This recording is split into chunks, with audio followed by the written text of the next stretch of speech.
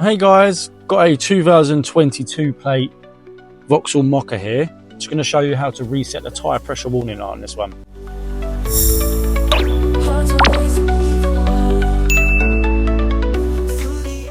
So on this one, we're going to come to the screen in the centre of the dash. And from here, we're going to press the car icon on the bottom right.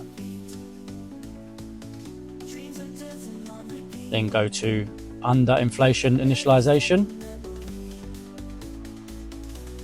Now first make sure all your tyres are pumped up to the correct pressures, and then once you've done that, you want to press yes,